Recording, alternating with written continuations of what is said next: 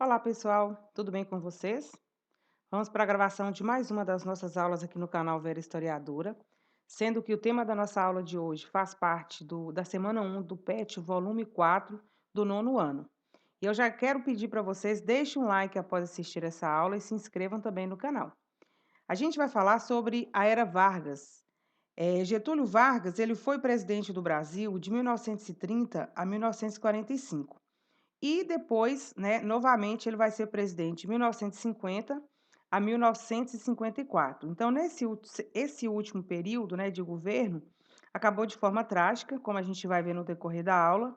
Em 1954, Getúlio, na sua residência oficial da presidência, né, que naquela época localizava-se na cidade do Rio de Janeiro, ele vai tirar a própria vida.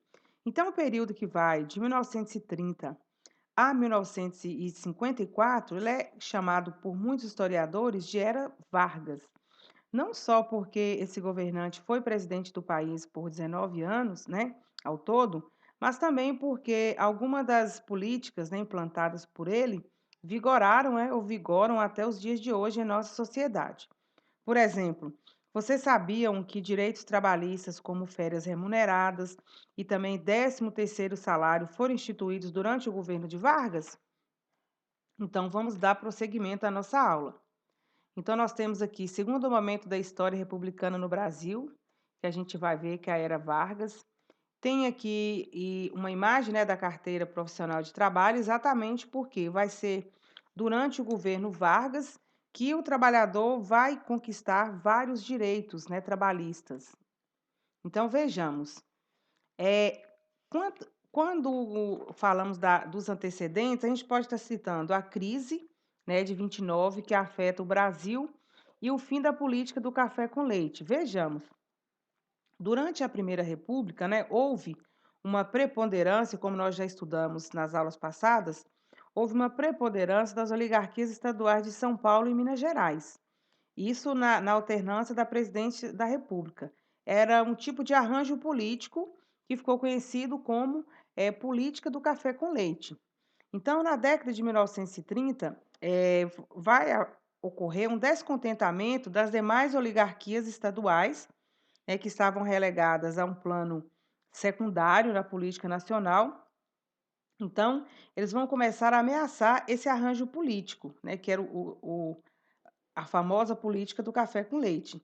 Então, as disputas, né, à sucessão presidencial de 1922 mostraram, né, que setores descontentes das elites, como por exemplo dos estados de Rio de Janeiro e da Bahia, estavam dispostos a conquistar um certo protagonismo nas instâncias do poder federativo.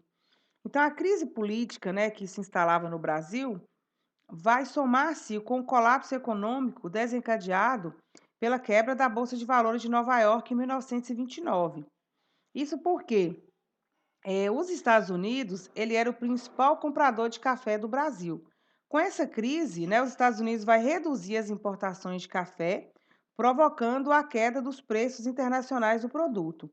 Então, o impacto da crise no setor cafeeiro, ele vai gerar um certo desentendimento, né, entre os produtores e o governo federal. Então, a política do café com leite começava a se aproximar do final.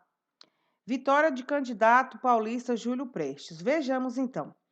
A crise ela vai ocorrer quando o presidente Washington Luiz, né, resolveu lançar a candidatura do paulista Júlio Prestes, no momento em que caberia a Minas Gerais indicar o seu sucessor, que era que nós já falamos da política do café com leite, né?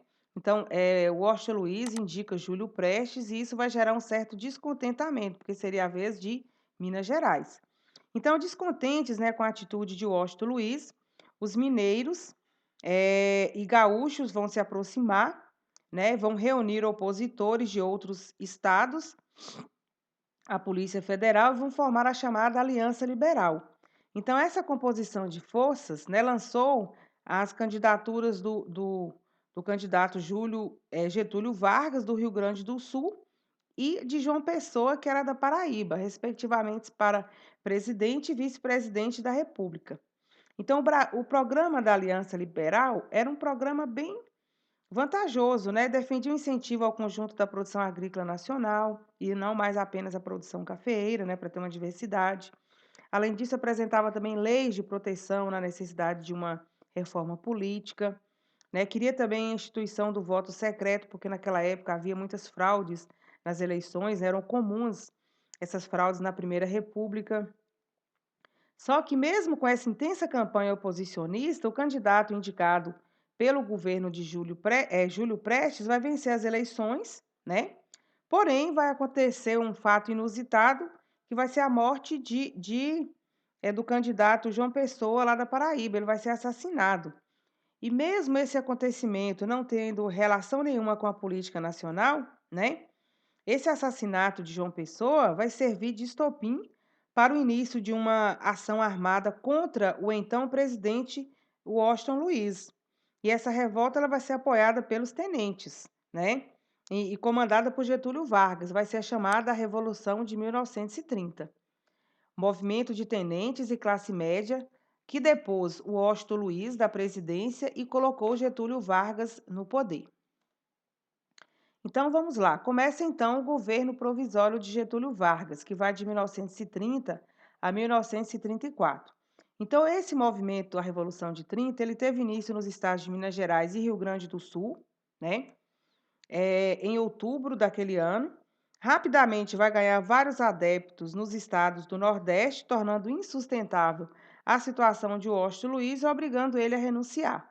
Então, em 3 de novembro, né, apoiado aí pelos setores populares e também pelas classes médias urbanas e pela maioria dos líderes do movimento, Getúlio Vargas assume o poder.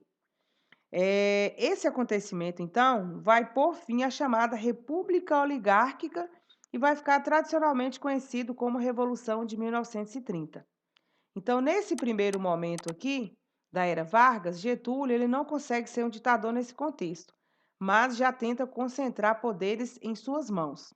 Vejamos, Vargas governava por decretos-leis, né? Leis criadas pelo próprio Vargas, que concentra os poderes executivo e legislativo. Nesse momento não há Constituição. Vejamos.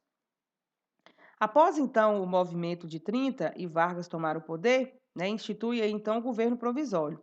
Ele era composto de representantes das elites estaduais vitoriosas e de militares, né, que apoiaram a queda de Washington Luiz, em particular as lideranças do tenentismo. Então, Vargas ele procura governar mantendo um certo equilíbrio, né, entre esses dois setores. É por isso que ele vai nomear, né, um dos instrumentos utilizados vai ser a nomeação de interventores nos estados. Vários deles eram militares. Então, o interventor de cada estado, por sua vez, nomeava os prefeitos dos municípios, né? Então, interventores eram geralmente os militares ligados a Getúlio, que são nomeados para substituir os governadores nos estados. Bom, a política federal de intervenção vai despertar uma certa resistência, né? Essa política aqui com interventores vai despertar uma certa resistência, principalmente no estado de São Paulo. Isso porque a elite paulista foi colocada à margem, né, de lado do poder central e contra o interventor que Vargas havia nomeado para São Paulo, que não era paulista. Então, a mais importante exigência do movimento paulista era a elaboração de uma nova Constituição para o país. Então, em 9 de julho de 1932, começou em São Paulo uma reação militar, né, contra o governo federal, que vai ficar conhecida como a Revolução Constitucionalista de 1932. Então, essa revolução ela exigia a volta da democracia e a convocação de uma Assembleia Constituinte por Vargas, tentativa das oligarquias paulistas de enfraquecer a revolução. Bom, apesar da enorme superioridade militar do governo federal, vai demorar um pouco para ele poder conter esse movimento, né? Apenas em outubro, após 3 meses desse movimento, que a Força Pública Paulista vai assinar a rendição. Então, mesmo com essa derrota militar, as principais reivindicações das lideranças paulistas foram atendidas, foram contempladas ainda naquele ano, quando foram convocadas as eleições para a Assembleia Nacional Constituinte. né? E o paulista Armando de Salles Oliveira vai ser nomeado interventor do estado de São Paulo. Bom, a Constituição, então, de 1934, né? Vamos ver o governo constitucional de 1934 a 1937. Então, ainda em 1932, né, Vargas vai ceder às pressões que vai levar ao movimento dos paulistas. Então, Vargas vai iniciar o processo que levaria às eleições para a Assembleia Nacional Constituinte, né? Na ocasião, vários partidos políticos se formaram e as eleições ocorreram sem problemas, em maio de 1933. Em novembro, né, daquele mesmo ano, iniciaram-se então os trabalhos e em 1934, né, uma nova Constituição foi promulgada. Então, nesse período, volta a haver Constituição e, consequentemente, relativa à liberdade. Então, a Constituição de 1934, ela foi promulgada, né? Quando a gente fala que ela foi promulgada, porque ela foi votada. Nessa Constituição estabelecia o voto secreto e feminino, a criação do TSE, né? Tribunal Superior Eleitoral, estabeleceu princípios da legislação trabalhista, criou o Ministério da Educação e do Trabalho, né? E depois, mais na frente, ali, a gente vai falar um pouquinho sobre a legislação trabalhista. Bom, disputas políticas, né? Vamos ver então. A e B, né, Ação Integralista Brasileira, né, vai ser um grupo político de extrema direita com ideologia fascista e nacionalista. Então, as repercussões da crise de 29, né, vão afetar a vida da população brasileira, né, em particular a dos trabalhadores. Então, em protesto aí contra o desemprego, né, contra os baixos salários, greves importantes vão surgir em estados como São Paulo, Rio Grande do Sul e Rio de Janeiro, né? Em 1934, a crise econômica ainda não tinha sido superada, né? Setores da economia se mobilizavam ainda defendendo propostas para superar a crise. Então, duas organizações políticas importantes vão se formar nesse período, que é a Ação Integralista Brasileira, né, um grupo político de extrema-direita com ideologia fascista e nacionalista, e a Aliança Nacional Libertadora, né? Esse aqui é um grupo político de extrema-esquerda com ideologia comunista e nacionalista. Vai ser fechada por Vargas e se transformar em uma organização ilegal.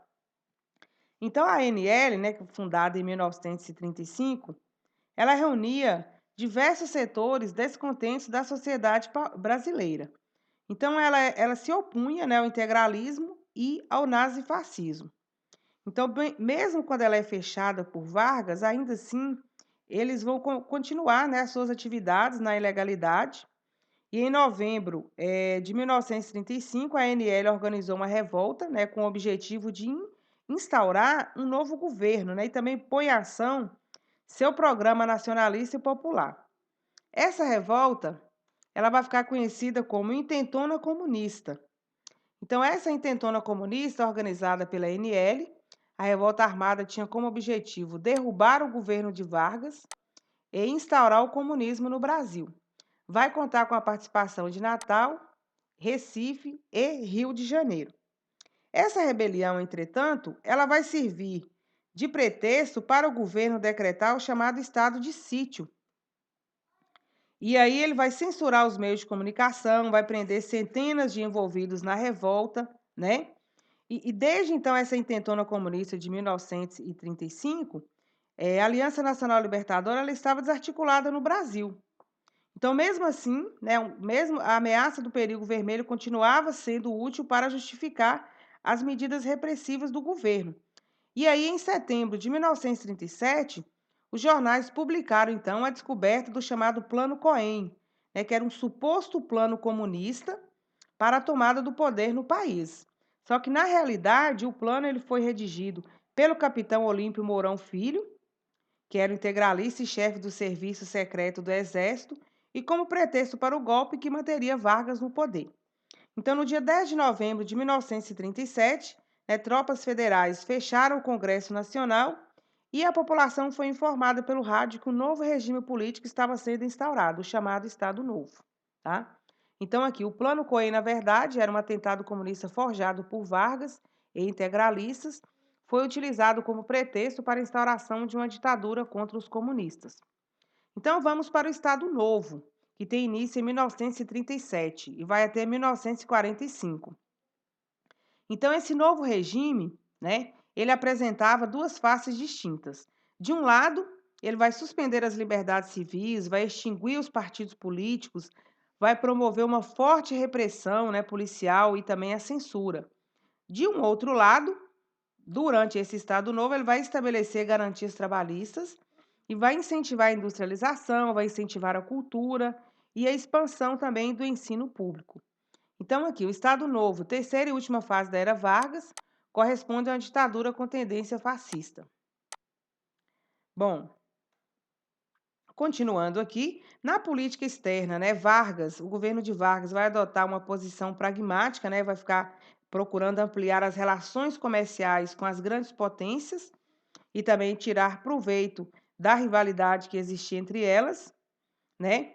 E mesmo antes do início da Segunda Guerra, o governo dos Estados Unidos vai iniciar uma política também de aproximação com o Brasil, interessado em ter o quê?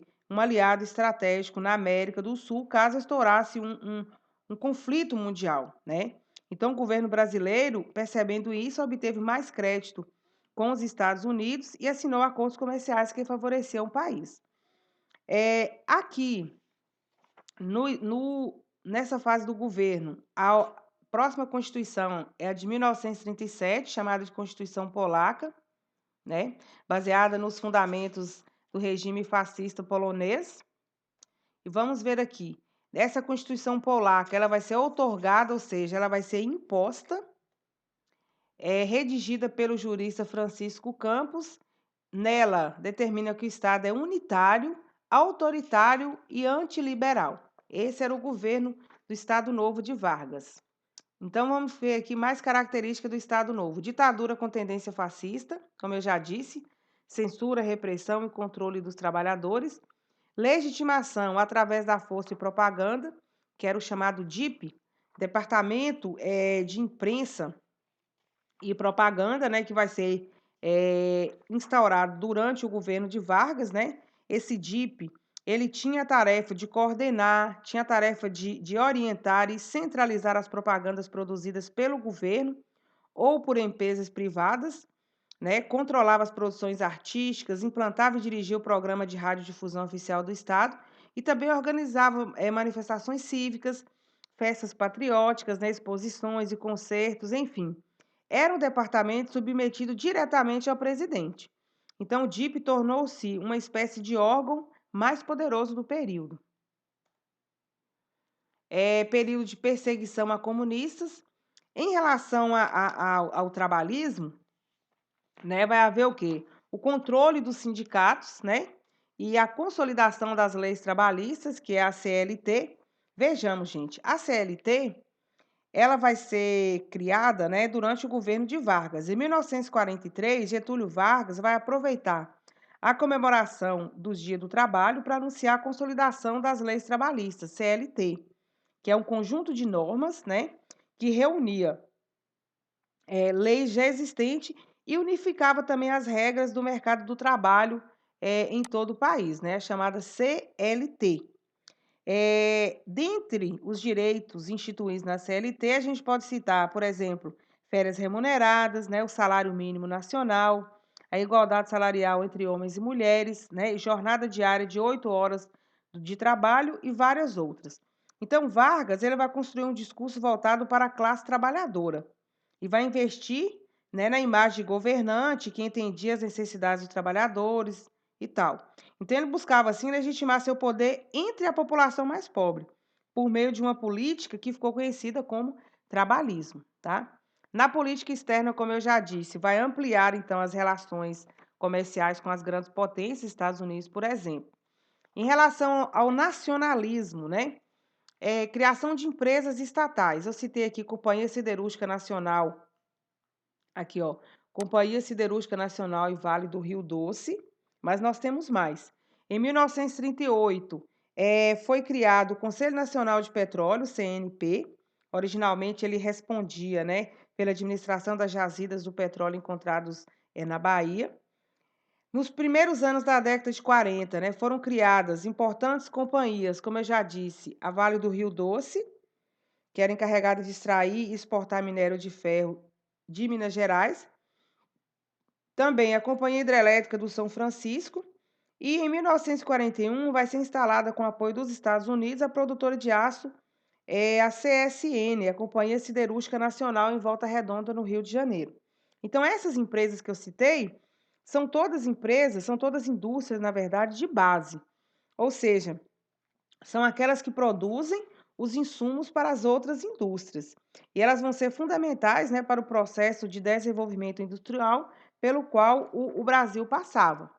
Então, política de boa vizinhança, como eu já disse, a neutralidade no início da Segunda Guerra Mundial, né, mesmo antes do início da Segunda Guerra, o governo dos Estados Unidos iniciou uma política de aproximação com o Brasil. É um período de extrema repressão, violência e tortura, né? Ao mesmo tempo que o governo, né, que Vargas criava leis de proteção, ele reforçava o caráter autoritário, como eu já citei, né? A partir de 1937, por exemplo, com a instauração do Estado Novo, comunistas, né, que eram adversários do regime e que participavam de entidades que fossem vistas pelo governo como subversivas, viraram alvos, né, da repressão política, e muitos foram enquadrados na Lei de Segurança Nacional, a chamada LSN. Então, a ação policial, pessoal, nesse período, ele buscava mostrar à população que o governo estava investindo todos os seus esforços para garantir a estabilidade social e também a segurança do país. Na verdade, era o uso de força, né? Entretanto, são diversos os relatos de tortura e de várias outras arbitrariedades que eram cometidas pela polícia política durante o regime de Vargas. Então, em razão da censura, né, que era imposta à imprensa no Brasil, raros foram os crimes que ficaram conhecidos pela população, porque não eram divulgados. Bom, criação de instituições encarregadas de reprimir, que não sei se eu já citei, que foi o DOPS, né? Foi criado o DOPS, Delegacia de Ordem Política e Social, que foi criado em 1935. A ação do DOPS era direcionada para a repressão política, né, aos opositores do governo, e a Lei de Segurança Nacional, que eu já citei também. Bom, Vargas, ele tenta construir, né, uma identidade nacional. Então, os discursos, né, oficiais do regime pregavam a formação de um novo homem, né, para um novo regime político do país, identificado com a ideia de fortalecimento da nação e com o sentimento de brasilidade. Então, pessoal, a ideia, né, de uma identidade nacional era nova no Brasil. Desde o século XIX e também início do século XX, já era uma preocupação de setores de intelectualidade brasileira identificar, né, valorizar os traços fundamentais da nossa sociedade, da nossa cultura, né, do povo brasileiro. Então, inspirando, por exemplo, os artistas românticos e depois a Semana da Arte Moderna de 1922. Contudo, né, para o Estado Novo, a construção de uma identidade nacional brasileira vai se transformar em uma política de governo, né, na qual a educação e a cultura desempenharam um papel estratégico, né? Então, vai acontecer exaltação de um ideal nacionalista, criação do Conselho Nacional de Proteção ao Índio, o CNPI, que nós já falamos numa nossa aula anterior, que se encontra no canal. Gostaria que vocês voltassem lá e assistissem a situação do índio durante a República, tá? A criação do Departamento de Imprensa e Propaganda, que eu já disse, e durante o governo de Vargas, ele vai impulsionar o cinema nacional, ok? Então, aqui, o fim do Estado Novo, né? Vamos ver aqui os fatores que vão levar, né, ao fim do Estado Novo. Bom, o papel contraditório do Brasil, né, na Segunda Guerra Mundial de 1942 começa a levar a esse fim. Sob a influência norte-americana, o Brasil, com tendência fascista, entra no conflito contra o eixo, né, Alemanha, Itália e Japão. Oposição norte-americana e da sociedade brasileira ao término da guerra. Após a Segunda Guerra, Vargas passou a ser visto como uma ameaça, né, às democracias e ao liberalismo mundial. Vejamos, em agosto de 1942, o Brasil ele vai declarar guerra aos países do eixo. Então, 2 anos depois, né, quando vai ser enviado para a guerra, tropas para combater os nazistas na Itália, conhecidas como Força Expedicionária Brasileira, a FEB. Então, esse desfecho pareceu surpreendente para os observadores do governo de Getúlio Vargas, porque um líder que mobilizava as massas parecia se aproximar mais de Mussolini e Hitler do que dos governos liberais, né? Então, no entanto, a influência econômica e política de países como Inglaterra e Estados Unidos pesou bastante na decisão. Empresários, classe média e políticos brasileiros, descontentes com a falta de liberdade, né, aproveitaram a situação para exigir a redemocratização do país e a realização de eleições para a presidência em 1945. Bom, mais espaço então para a oposição. Vai acontecer a volta de partidos políticos. Então, percebendo a situação, Vargas permitiu a volta de certos partidos, né, a fundação de outros, como, por exemplo, o PSD, né, o Partido Social Democrático, ligado a Vargas e Dutra, o PCB, que é o Partido Comunista Brasileiro, pautado no comunismo soviético, o PTB, Partido Trabalhista Brasileiro, fundado no trabalhismo varguista, a UDN, né, União Democrática Nacional, que era conservadora e a favor do capital estrangeiro entreguista.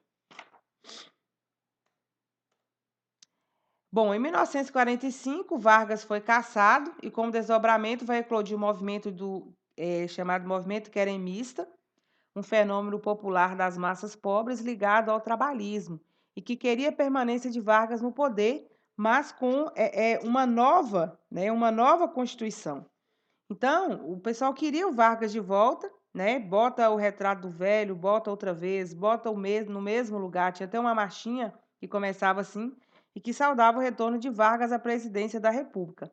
Então, nas eleições de 1950, Vargas vai derrotar o candidato apoiado por Dutra e vai retornar à presidência da República, mostrando que seu prestígio político ainda era muito forte, né? Ele vai ser cassado em 1945, mas vai voltar em 1950.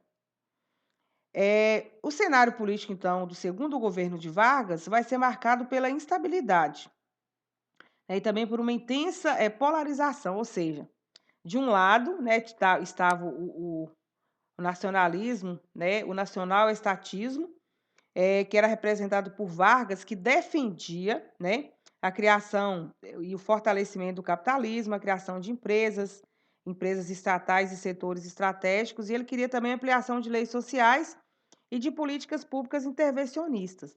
Do outro lado, que era o liberal conservadorismo, né, que pregava a liberalização da economia e do mercado de trabalho, pregava também a abertura do mercado nacional a investimentos estrangeiros, pregava o alinhamento incondicional do país aos Estados Unidos. Então, com o auxílio da imprensa, a oposição a Vargas vai se empenhar em desqualificar, então, o governo de Vargas e mobilizar a população contra o presidente. Então, seus opositores, os opositores de Vargas, criticavam não apenas a administração e a política econômica estatal, como também acusavam Vargas de ser corrupto e violento. Então, entre renunciar, né, e sofrer um golpe militar, Vargas pôs fim à sua própria vida, né, em 24 de agosto de 1954, deixando uma carta-testamento. Bom, aqui eu só citei a cultura nos anos 30 e 40, era a época da era do rádio, né, propagandas de auditório, músicas e radionovelas, e também tinha o programa chamado A Hora do Brasil, que era um programa bem nacionalista, né, e que exaltava o Brasil. Então Vargas ele deixa essa carta testamento na qual ele responsabilizava seus inimigos internos, né, aliados a um grupo estrangeiro, pelas dificuldades enfrentadas pelo povo brasileiro. Então, quando acontece o suicídio de Vargas, há uma comoção muito grande, né, que se espalha por todo o país. Então, motins populares vão irromper em várias cidades.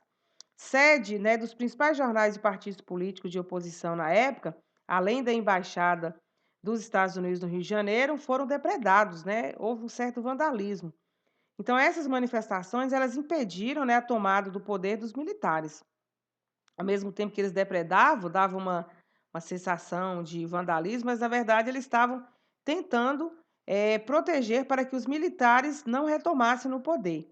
Então, assim, o vice-presidente Café Filho vai assumir a presidência após a morte de Vargas, garantindo aí a realização das eleições, em 1955.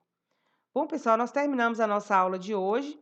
Espero que vocês, tenham gostado, né. Os alunos aí do nono ano vão realizar a atividade da semana 1 do PET 4, do nono ano, ok? Então, ficamos assim, bons estudos para vocês.